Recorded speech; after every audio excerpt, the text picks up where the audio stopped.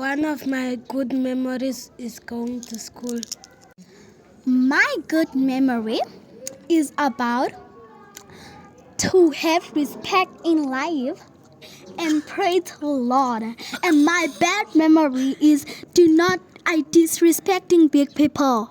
Is not God. One of my good memories are always respect your parents and your elders, and as well as your teachers, and go to school every day to learn something and get something in your mind, and always love people.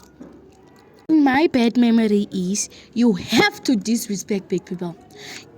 Respect comes from two sides, from a child and from an elder. So if the elder respects you, then you have to respect the elder back. Show the same respect to the elder that the elder is showing you. Thank you, ladies and gentlemen. Des souvenirs, nous en avons tous. Bons, mauvais, refoulés, confortables. La plupart des gens les conservent à travers des photographies, des vidéos. D'autres réussissent à en conserver des fragments par écrit. Pour ma part, j'ai toujours fait les deux. Le temps passe, on oublie et un soir, en vidant sa galerie ou ses cartons, on retrouve, là, posés, des fragments oubliés ou un peu flous. On s'attarde alors, on replonge, on apprécie, on redécouvre. La capacité du cerveau à altérer ou simplement bannir certaines parts d'une vie est assez impressionnante. Cela peut être dû à des événements traumatiques ou simplement le temps. C'est aussi pour ça que l'on nous rabâche très souvent qu'il faut prendre un pas de recul lorsque l'on vit des événements, qu'ils soient bons ou mauvais. Parce que dans le feu de l'action, on a tendance à s'en mêler et à oublier à quel point la vie peut être paisible et tranquille. Pour ma part, j'ai très mal vécu mon enfance dans ma ville natale. J'ai toujours détesté cette ville. J'ai voulu en sortir le plus vite possible. Et il a été très dur pour moi, des années plus tard, de revenir, refaire face à ces mêmes rues, à ces mêmes paysages, à ces gens qui avaient grandi et à tous ces nouveaux visages. Pourtant, après toutes ces années, malgré le temps qui passe, des amis sont restés là-bas et ils m'ont accueilli les bras ouverts à mon retour pendant quelques jours. Peu de temps après, je suis retombée sur des vidéos d'eux, de nous, en train de faire les 400 coups la nuit. Et ça m'a fait sourire. Je pense que je ne les ai jamais remerciés pour tout ce qu'ils avaient fait. Et c'est bien dommage.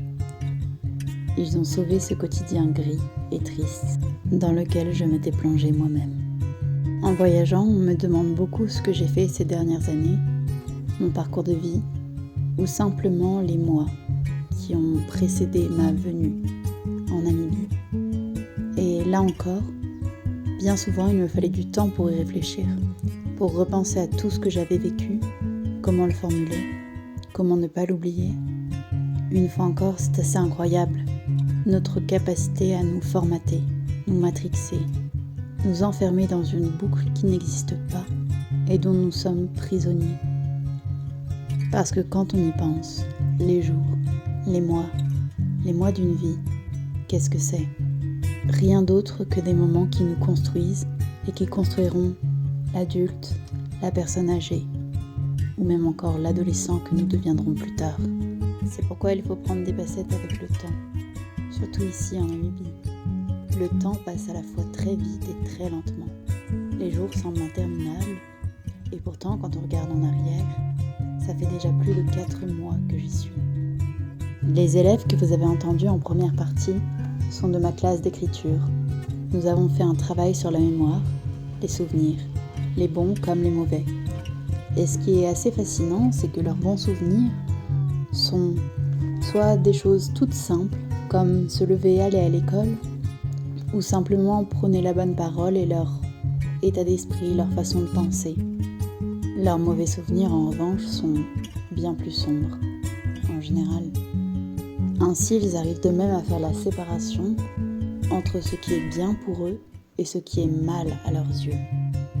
Une distinction bien plus floue, je trouve, pour nous qui remettons tout en cause et mélangeons souvent ce que nous souhaitons exprimer.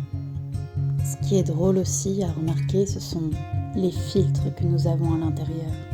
Tous ces petits plaisirs éphémères, comme boire une boisson fraîche en été, qu'on ne retient absolument pas dans nos souvenirs, sinon par l'écriture ou par la photographie. Des plaisirs éphémères qui ne sont pas à bannir bien sûr, mais qui selon moi ne contribuent pas à construire réellement ce que nous sommes, ou plutôt nous obligent à nous redresser, nous rattraper et continuer du mieux que nous pouvons. C'était donc ces quelques souvenirs que je possède dans ma caméra, retrouvés il y a quelques moments. Depuis, ils ne me quittent plus.